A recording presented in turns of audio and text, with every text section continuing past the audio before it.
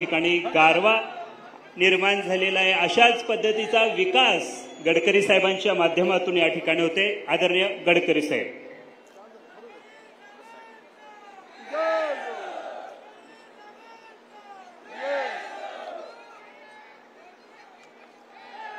महाराष्ट्र प्रदेश भारतीय जनता पार्टीचे अध्यक्ष आदरणीय चंद्रशेखर बावनकुळे, आदरणीय सुरेश खाडेजी, आपल्या सगळ्यांचे आवडते लोकप्रिय उमेदवार आणि आपले खासदार संजय काका पाटील, माजी आमदार रमेश शेंडगे, मकरंजी, डॉक्टर रवींद्र अळगी, मंचावर उपस्थित सर्व सन्माननीय नेतृत्व आणि उपस्थित माझ्या बांधवांना आणि भगिनींनो, बहुतेक मी पहिल्यांदा जतमध्ये आलो, तिसऱ्यांदा आलो, पण आज मी जेव्हा हेलिकॉप्टरमधून वरतून बघत होतो तेव्हा माझ्या जुन्या आठवणीमध्ये हिरवं कुठे दिसत नव्हतं, पण आज सगळीकडे हिरवंगार बघून मला खूप आनंद झाला। मी आपल्या सगळ्यांचं अभिनंदन करतो, आपल्या सगळ्यांना शुभेच्छा देतो। खरं म्हणजे तुम्हाला सगळ्यांना माहिती असेल की ज्यावेळी मी वॉटर रिसोर्सेस मंत्री होतो त्यावेळी संजय काका माझ्याकडे अनेक वेळा आले, देवेंद्रजींना भेटले आणि ते वारंवार मागणी करायचे की आमच्या भागातले जे बंद असलेले प्रकल्प आहेत ते सुरू झाले पाहिजे। काही केला मार्ग सापडत नव्हता। देवेंद्रजी आणि मी एकदा बसून आम्ही 2 योजना तयार केल्या। मीच मंत्री होतो सिंचन विभागाचा भारत सरकारचा। पहिली योजना होती प्रधानमंत्री कृषी सिंचन योजना, ती ऑलरेडी मोदींनी डिक्लेअर केली होती, आणि दुसरी होती बळीराजा जलसंजीवनी योजना। पश्चिम महाराष्ट्रामध्ये जे प्रकल्प बंद पडले होते त्याला गती देण्यासाठी भारत सरकारच्या वतीने प्रधानमंत्री कृषी सिंचन योजनेमध्ये आम्ही 7 प्रकल्प घेतले व बळीराजा जलसंजीवनी योजनेत 2 प्रकल्प घेतले। प्रधानमंत्री कृषी सिंचन योजनेतून प्रामुख्याने सांगली जिल्ह्यातील कृष्णा कोयना उपसा सिंचन योजना, ताकारी म्हैसाळ, तसेच सोलापूर जिल्ह्यातील सांगोला शाखा कालवा आणि सातारा जिल्ह्यातील धोम, बलकवडी, तारळी, वांग, कुडाळी व मोरणा असे 5 प्रकल्प त्यावेळी आम्ही या ठिकाणी भारत सरकारकडून सिलेक्ट केले। या प्रकल्पाकरता मी 6000 करोड रुपयाचा निधी भारत सरकारकडून माझ्या विभागाकडून दिला आणि मला आज आनंद आहे की जवळपास 77.243 हेक्टर म्हणजे 2 लाख एकरापेक्षा जास्त सिंचनाच्या सुविधा या भागात निर्माण झाल्या। ही तुमच्याकरता जेवढी आनंदाची गोष्ट आहे तेवढीच एक शेतकरी म्हणून माझ्याकरता खूप समाधानाची गोष्ट आहे। कारण ज्यावेळी महाराष्ट्राच्या विधिमंडळामध्ये मी सिंचनावर बोलायचो त्यावेळी मला अनेक लोक इथले आमदार सांगायचे की आमच्या जतमध्ये, आटपाडीमध्ये, जरा सांगली, सातारा या भागातल्या दुष्काळी भागात तुम्ही एकदा या, इथले प्रश्न तुम्ही बघा, तुमच्यापेक्षाही वाईट स्थिती आहे। आणि म्हणून आज तुम्हाला पाण्याच्या रूपाने नवीन संजीवनी मिळाली, याचा मला अतिशय आनंद आहे।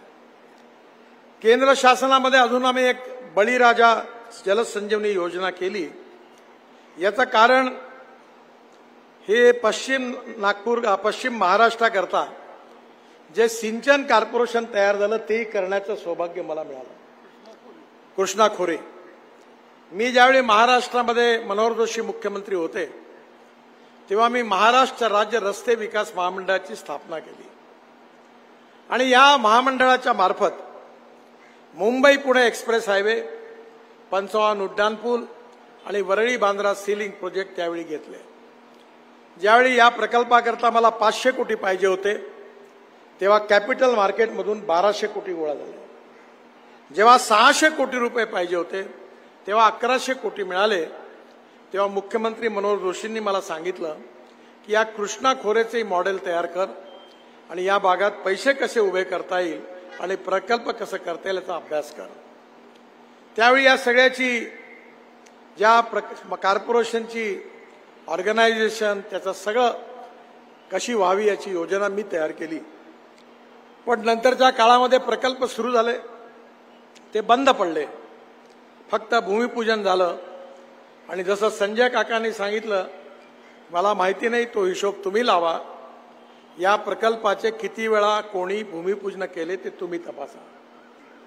पण यावेळी बळीराजा जलसंजीवनी योजनेतून टेंभू उपसा सिंचन योजना आणि सातारा जिल्ह्यातली उरमोडी प्रकल्प या 2 प्रकल्पाकरता मी 1358 कोटी रुपये माझ्या खात्यातून मंजूर केले आणि 1,15,998 हेक्टर सिंचन निर्मिती या ठिकाणी झाली.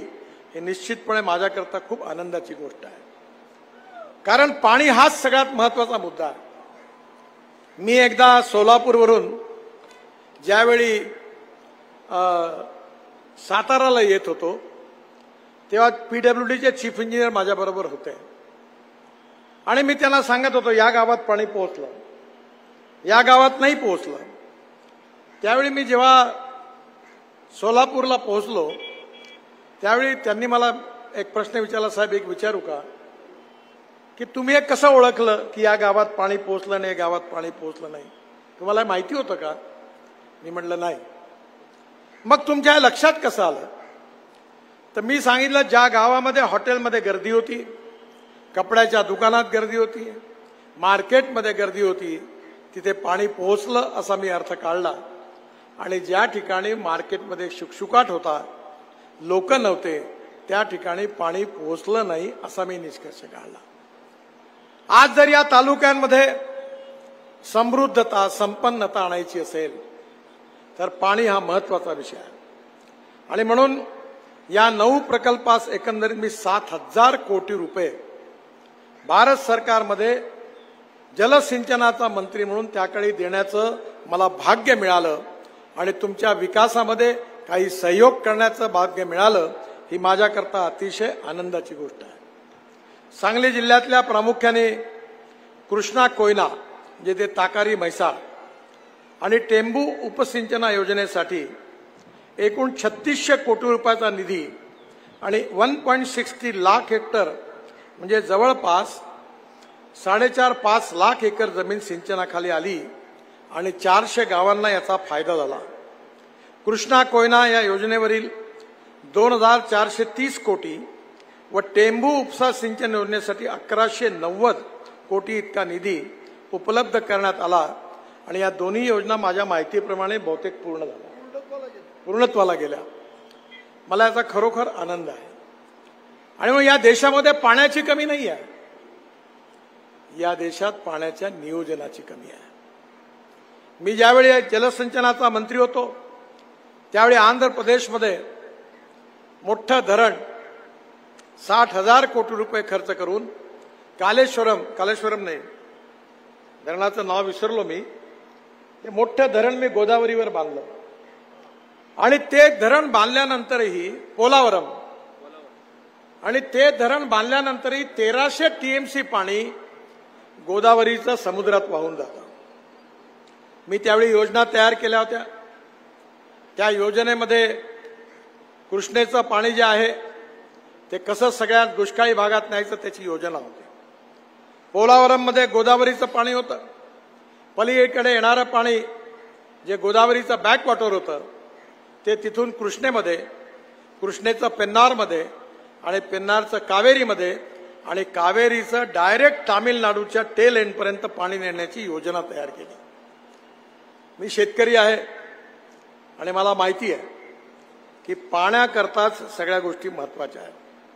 आज मला आपल्याला एकच विनंती करायची आहे की आपल्या भागामध्ये जेवढं पाणी पडेल ते पाणी जमिनीत डिपॉझिट केलं पाहिजे. आपल्यापैकी अनेक लोकांना माहिती असेल की आपण जे नोकरी करतात ते दर महिन्याला सेव्हिंग करतात. प्रॉव्हिडंट फंडाचा पैसा सगळा पैसा रिटायर्ड झाल्यावर येतो आणि तो बँकेमध्ये मग फिक्स्ड डिपॉझिटमध्ये टाकतात आणि व्याजावर आपला उदरनिर्वाह करतात. राजस्थानमधल्या वाळवंटामध्ये एकेका लोकसभा मतदारसंघ 700-700 किलोमीटर मोठा. त्या भागामध्ये उंट चालतात. मला राजस्थानमध्ये पण पाणी पोहोचवण्याची संधी मिळाली. त्यावेळी मी तिथे चौकशी केली तर ते उंट जो प्राणी आहे तो या ठिकाणी वाळवंटात जात असताना जेव्हा लोकांजवळ पाणी प्यायला राहत नाही, पाण्या वाचून मरण्याची वेळ येते, तेव्हा उंटाचं पोट कापून त्यातून एक पाण्याची पिशवी बाहेर काढतात आणि लोक पाणी पितात. माझी आपल्याला एकच विनंती आहे की मी मोठ्या प्रमाणावर जलसिंचनावर काम करतो आहे. मला 9 डिलिट्स मिळाल्या, डॉक्टरेट्स. पंजाबराव कृषी विद्यापीठाच्या मिळाली, महात्मा ज्योतिबा फुले युनिव्हर्सिटी राहुरीची मिळाली, रामानंद तीर्थ युनिव्हर्सिटी नांदेडची मिळाली, आता परभणी कृषी विद्यापीठाची मिळाली. आणि या सगळ्या कृषी विज्ञानाकरता मिळाल्या. त्यामुळे आम्ही देशात गेल्या 15 वर्षापासून एक काम करतो आहे. तुमच्यासारखीच समस्या विदर्भामध्ये होती. धावणाऱ्या पाण्याला चालायला लावा, चालणाऱ्या पाण्याला थांबायला लावा आणि थांबलेल्या पाण्याला जमिनीला प्यायला लावा. गावातलं पाणी गावात, घरातलं पाणी घरात, शेतातलं पाणी शेतात. मी आपल्याला सांगू इच्छितो की बुलढाणा अजिंठा रस्ता बांधला.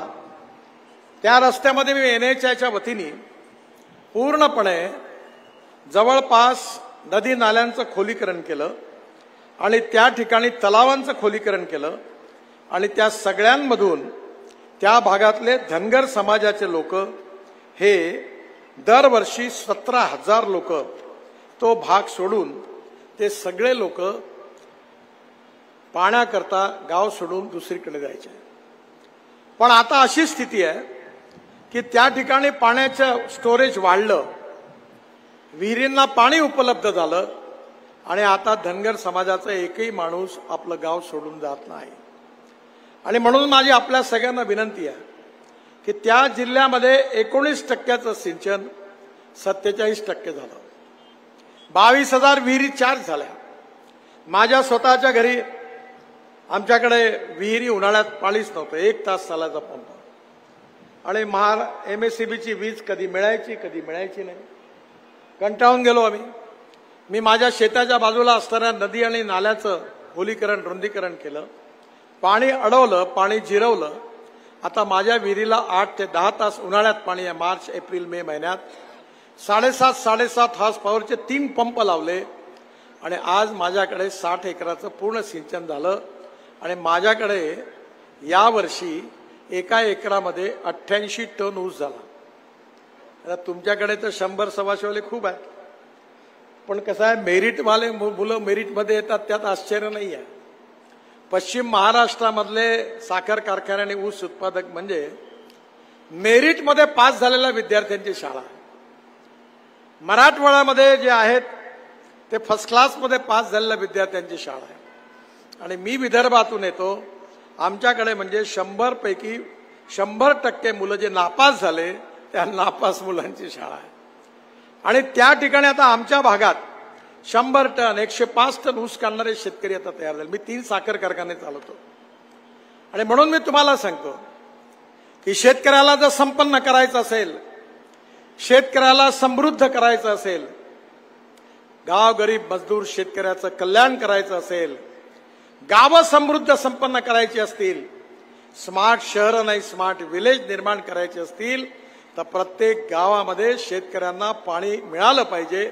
पिण्याकरता तर मिळालंच पाहिजे, पण जर सिंचनाकरता मिळालं तरच ग्रामीण भागाचं चित्र बदलू शकतं. आणि म्हणून आज अनेक ठिकाणी आपल्या भागामध्ये NHAचं काम करत असताना अनेक रस्त्यावर आम्ही मोठ्या प्रमाणावर जलसंवर्धनाचं काम केलं. कोल्हापूर जिल्ह्यात केलं, सोलापूर जिल्ह्यात केलं. अनेक ठिकाणी फुकटामध्ये एकही पैसा खर्च न करता नदी नाल्यांचं जे गाळ काढला, ॲग्रिगेट काढलं, ते रस्त्याच्या कामात आणलं आणि NHAच्या मार्फत 1000 अमृत सरोवर जवळपास बांधून पूर्ण केले. पण मला आपल्याला एकच सांगायचं आहे की तुम्हाला हे पाणी दिसून आलंय, तुमच्या भागात हे पाणी आलं, याचं श्रेय कोणाला आहे? कोणाला आहे? तुम्हाला माहिती नसेल, मी 10 वर्ष ते खासदार आहे, मी 10 वर्ष खासदार आणि मंत्री आहे. या भागामध्ये पाणी आणण्याचं श्रेय कोणाला असेल तर या भागाचे खासदार संजय पाटील यांना, संजय काकांना. मला माहिती नाही इथल्या रस्त्याकरता, इथल्या सिंचनाकरता त्यांनी माझ्या घरी कमीत कमी 100-150 चक्रा मारल्या. म्हणजे दरवेळेला आले की कागद घेऊन यायचे. आता ते येऊ शकत नाही माझ्या घरी. कारण काय माहितीये तुम्हाला? ते माझ्या घरी येऊ शकत नाही याचं कारण त्यांना मला सांगण्याकरता कामच शिल्लक राहिलं नाही.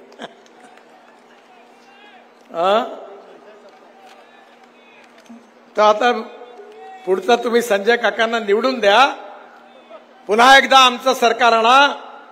तुमची अपेक्षा पूर्ण झाल्याशिवाय राहणार नाहीये, वचन तुम्हाला देतो.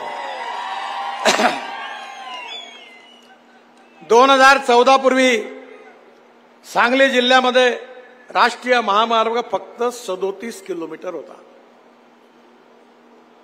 संजय काका असतील, खाडेसाहेब असतील, गाडगीळ असेल, सगळे माझ्याकडे सारख्या चक्र दिल्लीत मारायचे.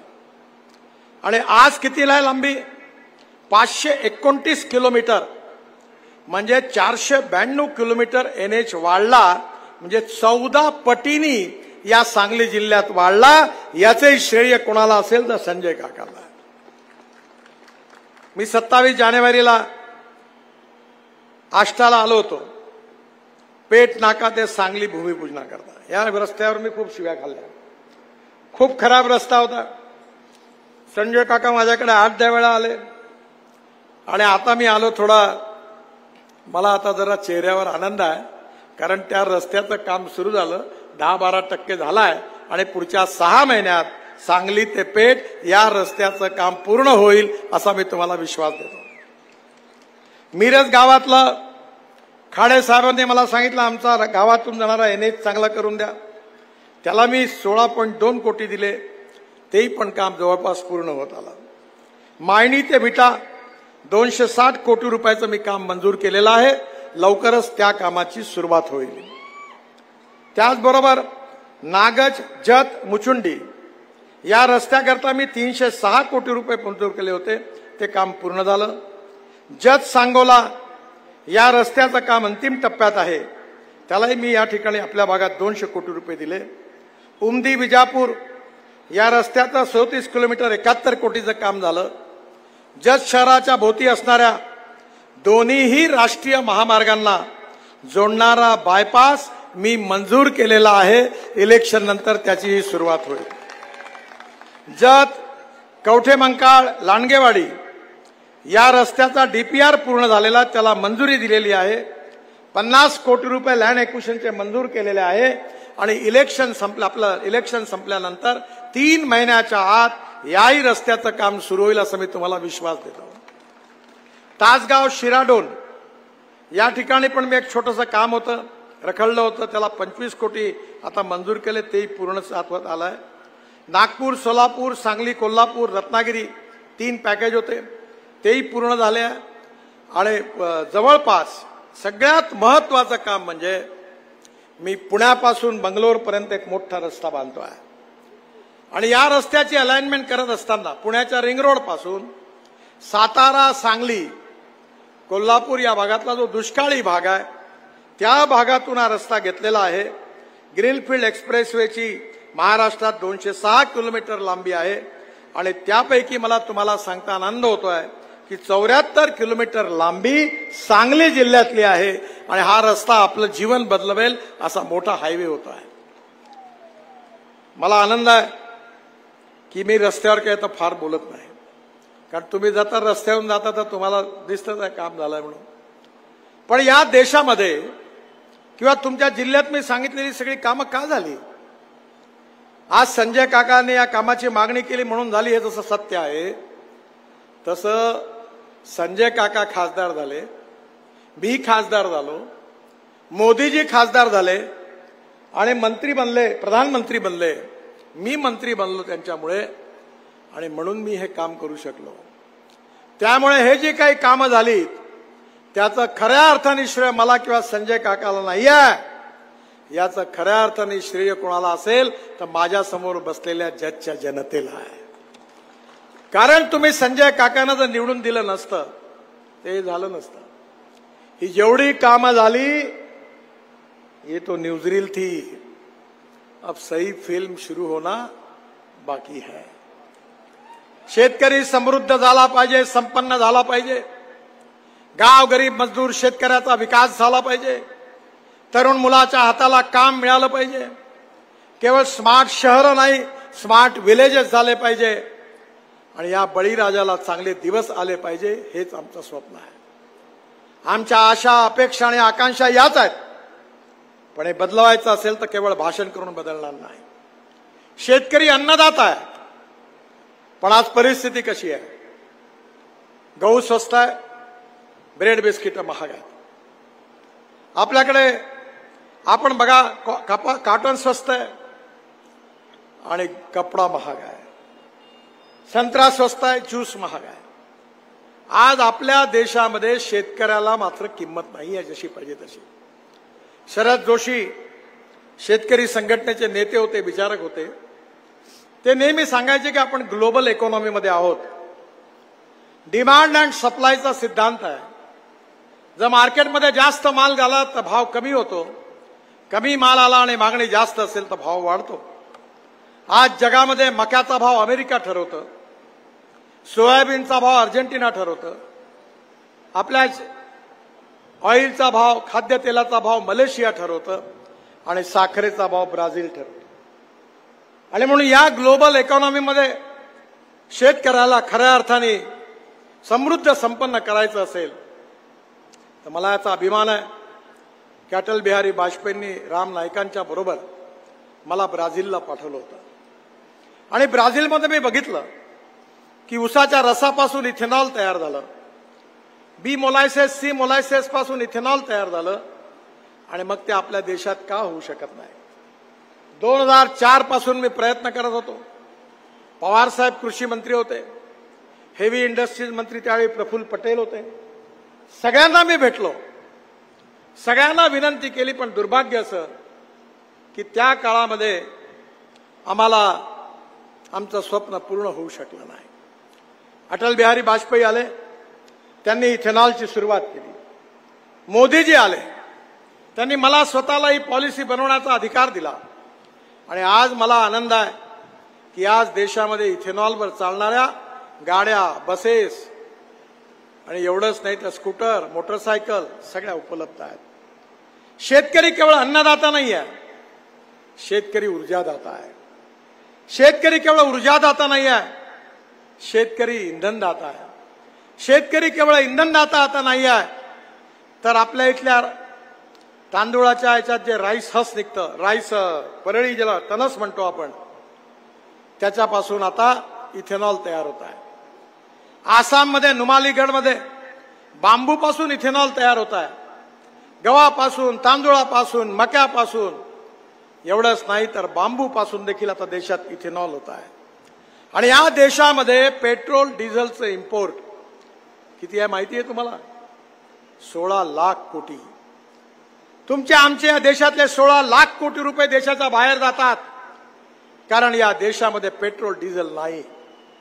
पण जर या 16 लाख कोटी रुपयापैकी 10 लाख कोटी रुपये जर शेतकऱ्यांनी हे इंधन तयार केलं, त्याच्यावरचे व्हेइकल आले, तर शेतकरी समृद्ध संपन्न झाल्याशिवाय राहणार नाही, तरुण मुलाच्या हाताला काम मिळाल्याशिवाय राहणार नाही आणि गावं आपली स्मार्ट विलेज झाल्याशिवाय राहणार नाही। ही गोष्ट काळ्या दगडावरची रेघ आहे।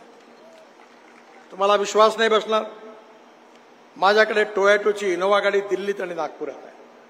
मला वाटतं संजय काका बसले आहेत, ती गाडी 100% इथेनॉलवर चालते, 60% वीज तयार करते आणि पेट्रोलच्या तुलनेत जर ऍव्हरेज काढलं तर पेट्रोलचा रेट 25 रुपये लिटर पडतो। ती इनोवा आता मार्केटमध्ये येणार आहे। एवढंच नाही तर आता मारुती सुझुकी पण फ्लेक्स इंजिनच्या गाड्या आपल्या मार्केटमध्ये आणतात आहे। इंडियन ऑइलनी 300 इथेनॉलचे पंप देशात सुरू करण्याचा निर्णय घेतला। मी त्यांना विनंती केली होती, माझी विनंती आहे की साखर कारखान्याने आता इथेनॉलचे पंप सुरू करावे। TVS, Bajaj, Hero, Honda, motorcycle, scooter, auto rickshaw इथेनॉलवर चालणाऱ्या त्यांनी तयार केल्या आहे। पेट्रोलचा रेट 120 रुपये लिटर इथेनॉलचा रेट 60 रुपये litre, import substitute, cost effective, pollution free आणि इंडिजिनस, यातून शेतकरी समृद्ध होणार आहे. आज 350 प्रकल्प, पराठ्या, तुराट्या, ऊसाचं चिपाड, गव्हांडा, सोयाबीनचं कुटार आणि आपल्या इथलं हे सगळं टाकून आता आपण बायो सीएनजी, बायो एलएनजीचे 350 कारखाने देशात सुरू होतात आहेत. त्यातले 36 सुरू झाले. माझा ट्रॅक्टर हा सीएनजीवर आहे. मला 1.25 लाख रुपये डिझेल करता वर्षाला लागायचे, आता सीएनजी मुळे 50,000 रुपये आला. मी ट्रान्सपोर्ट मंत्री आहे. मी जे बोलतो ते ऑथेंटिक आहे, तुम्ही समजा. माझ्याकडे ट्रॅक्टर कंपन्यावाले लोक आले, त्यांनी मला मागणी केली की आपल्याकडे तुम्ही युरो 6 चे इमिशन नॉर्म्स आणले तर ट्रॅक्टरची किंमत 1 लाख रुपयांनी वाढेल, तुम्ही आणू नका. मी त्याला म्हणलं नाही आणत, पण माझी एक कंडिशन आहे. म्हणे साहेब काय कंडिशन आहे? म्हटलं तुम्ही एक काम करा, इलेक्ट्रिकवर चालणारा ट्रॅक्टर आणा, सीएनजीवर चालणारा ट्रॅक्टर आणा, इथेनॉलवर चालणारा ट्रॅक्टर आणा, मिथेनॉलवर चालणारा ट्रॅक्टर आणा. तुम्ही जर तो आणला आणि शेतकऱ्याचं कल्याण करायचं ठरवलं तर मी हे मागे घ्यायला तयार आहे. आणि त्यांनी मला सांगितलं की 1 वर्षाच्या आत आम्ही मार्केटमध्ये हे ट्रॅक्टर आणल्याशिवाय राहणार नाही. शेतकऱ्यांची बचत होईल. To save money is to earn money. आमच्या सरकारने द्रोण आणले आणि द्रोणच नाही आणले तर नॅनो युरिया आणला, नॅनो मिश्रखत आणलं. माझ्याकडे आमच्या साखर कारखान्यात मी 4000 एकर उसावर द्रोण मधून नॅनो युरिया, नॅनो मिश्रखत फवारणी केली. आपल्याला 1 एकराच्या उसामध्ये 8 पोते खताचे लागतात, 4 युरियाचे, 4 मिश्र खताचे. पण मला सांगताना तुम्हाला आनंद होतोय की आपण जेव्हा खत वापरतो तेव्हा ते फेकतो, 75% वेस्ट होतं आणि 25% पिकांना मिळतं. पण आता द्रोण मधून नॅनो युरिया, नॅनो मिश्र खत आणलाय, 25% वेस्ट होतं आणि 75% पिकांना जातं. म्हणून जिथे 8 पोते खताची लागत होती तिथे 4 बॉटलमध्ये काम झालं आणि शेतकऱ्याचे कमीत कमी 4000 रुपये वाचले. 4000. आपण 15,000 द्रोण महिला बचत गटांना देण्याची योजना आणली आणि येणाऱ्या काळामध्ये जसे मळणी यंत्र गावागावात आहेत तसे द्रोण येतील. हा नॅनो युरिया, नॅनो मिश्र खत आता इफको बनवायला लागली आहे, आरसीएफ बनवत आहे. हा सायंटिस्ट माझ्याकडे आला होता तेव्हा मी त्याचे रिपोर्ट्स पाहिले. मी त्याला म्हटलं तू मोदींना भेट, त्यांना सांग. त्यांना भेटला, त्यांनी सपोर्ट केला आणि मला आज सांगताना आनंद होतोय की 2 वर्षाच्या आत तुम्ही आता या खताच्या बॅगा विकत घेणं बंद कराल. तुम्ही नॅनो युरिया आणि नॅनो मिश्र खताचा वापर कराल. तुमचा खर्च अर्धा वाचेल आणि शेतकऱ्याचा प्रॉफिट तेवढा वाढेल. केवळ इथेनॉलवर आम्ही थांबलो नाही तर मी तुम्हाला विश्वासाने सांगतो की पुढल्या काळामध्ये आता शेतकरी अन्नदाता, इंधनदाता, ऊर्जादाता नाही तर आता हवाई इंधनदाता बनणार आहे. डेहराडूनवरून दिल्लीपर्यंत स्पाइस जेटचं विमान शेतकऱ्यांनी तयार केलेल्या बायोफ्युएलवर आम्ही आणलं. टाटाचं विमान एअर रशियाचं ते गेलं आणि पुढल्या काळामध्ये जतमधला, सांगलीमधला, सातारामधला, कोल्हापूरमधला, मराठवाड्यातला, विदर्भातला ऊस उत्पादक शेतकरी हा केवळ ऊस नाही लावणार तर ऊसाच्या रसापासून विमानं चालणारं हवाई इंधन या देशात उपलब्ध होणार. तो दिवस आता दूर नाही आहे. तुम्हाला वाटेल की मी काही बोलतोय, मी फोकराड मारणारा लीडर नाही. बरं, मी जे बोलतो ते करून दाखवतो, जे करतो तेच बोलतो. हे होणार आहे आणि मी हे तुम्हाला सांगतो, हे जर तुम्हाला यशस्वी करायचं असेल आणि गावं समृद्ध संपन्न करायची असेल तर खऱ्या अर्थाने शेतकऱ्याच्या हिताचं राज्य पुढे आणायचं असेल तर एनडीएच्या रूपाने मोदींच्या नेतृत्वाखाली ही सगळी स्वप्न पूर्ण करण्याकरता संजय काकांना निवडून द्या हे सांगण्याकरता मी आपल्याकडे आलो आहे. माझ्या बांधवांनो, बहिणींनो, काँग्रेसचे लोक अपप्रचार करत आहेत की भारतीय जनता पार्टी एनडीएचं सरकार आलं तर बाबासाहेबांचं संविधान बदलणार आहे. मी लॉ ग्रॅज्युएट आहे. केशवानंद भारती केस झाली होती सुप्रीम कोर्टात. त्यात 7 सुप्रीम कोर्टाचे जज आणि चीफ जस्टिस यांनी निर्णय दिलेला आहे की घटनेचे मूल तत्व बदलता येणार नाही. Salient features of the constitution cannot be change. Democracy, समाजवाद, धर्मनिरपेक्षता, freedom of speech, fundamental rights हे कोणाही सरकारला, कोणाही नेत्याला बदलवताच येत नाही. हे संविधानमध्ये लिहिल्या गेलेलं आहे आणि हे आता कोर्टाने पण ते साबित केलेलं आहे. पण दुसरा पार्ट जो संविधानाचा आहे त्यात जी कलम आहे ती बदलल्या जाऊ शकतात. आणि यावेळी हे जे भारताचं जे संविधान आहे, जे बाबासाहेबांनी दिलेलं संविधान आहे, ते 80 वेळा तोडायचं पाप जर कोणी केलं असेल तर काँग्रेसवाल्यांनी केलं. 80 वेळा. ज्यांनी संविधान तोडलं, इमर्जन्सीमध्ये इंदिरा गांधींनी तर संविधानाची ऐशी तशी केली, त्या संविधानाला ज्यांनी तोडलं ते काँग्रेसवाले आमच्या विरुद्ध अपप्रचार करत आहेत. जेव्हा कन्व्हिन्स करता येत नाही तेव्हा कन्फ्यूज करा. आणि म्हणून जातीवादाचं राजकारण आजपर्यंत त्यांनी केलं, सांप्रदायिकतेचं राजकारण केलं. दलित समाजाला सांगितलं बाबासाहेबांचं संविधान बदलवणार आहे. मुसलमानाला सांगितलं ये मोदी जी, गडकरी जी बड़े खतरनाक है, ये चुन कर आएंगे तो आपको कटवा देंगे, पाकिस्तान भिजवा देंगे, सुरक्षित रहना है तो पंजे पर मोहर लगाओ. मी तर जातपात पाळत नाही. मला माझ्या लोकसभा क्षेत्रात मी सांगितलं की सगळी जनता माझी परिवार आहे, मी जनतेचा आहे आणि जनता माझी आहे. आणि माझ्यात ही धमक आहे की मी पब्लिकली तुमच्यापेक्षाही लाखो लोकांच्या समोर सांगितलं, याद रखा जो करेगा जात की बात उसको कसके पडेगी लात. हे म्हणण्याची ताकद माझ्यात आहे. आणि मला सगळ्या समाजाची आणि धर्माची मतं मिळतात. मी निवडून येणार आहे. माणूस हा जातीने मोठा नसतो, माणूस हा गुणांनी मोठा असतो. या समाजातली छुआछूत, अस्पृश्यता, जातीयता नष्ट करून बाबासाहेब आंबेडकरांनी सांगितलेली सामाजिक आर्थिक समता या देशात प्रस्थापित करायची आहे. महात्मा ज्योतिबा फुलेंनी जी सामाजिक समतेची व्याख्या केली ती समता या देशात आणि समाजात अस्तित्वात आणायची आहे. ज्या राजर्षी शाहू महाराजांनी या समाजातल्या दलित पीडित शोषित माणसाच्या विकासाकरता सातत्याने प्रयत्न केले आणि त्यांच्या हिताकरता आपलं जीवन समर्पित केलं, ते स्वप्न आम्हाला पूर्ण करायचं आहे. ज्या छत्रपती शिवाजी महाराजांनी शिवशाही पातशाहीचं स्वप्न आमच्या समोर आणलं, हे श्रींचं राज्य आहे असं छत्रपती शिवाजी महाराज म्हणायचे. यशवंत, कीर्तिवंत, वरदवंत, सामर्थ्यवंत, जाणता राजा, निश्चयाचा महामेरू, बहुत जनासी आधारू, अखंड स्थितीचा निर्धारू, श्रीमंत योगी. त्या शिवाजी महाराजांनी कधी स्त्री पुरुषामध्ये कधी विषमता पसरवली नाही. शत्रूच्या भागातून आक्रमण युद्धात होत असताना जेव्हा महिला शरण आल्या तेव्हा त्यांना मानाने सन्मानाने ओटी भरून त्यांच्या घरी पोहोचवून दिलं. कधी अन्य धर्मीयांच्या पूजास्थानं उद्ध्वस्त केली नाही. खऱ्या अर्थाने या देशाच्या, जगाच्या, भारताच्या इतिहासात सेक्युलर या अर्थाने खरा जर कोणी राजा असेल तर छत्रपती शिवाजी महाराज होते. आणि त्यांचा आदर्श घेऊन आम्ही जातोय. शिवशाही आणि रामराज्य.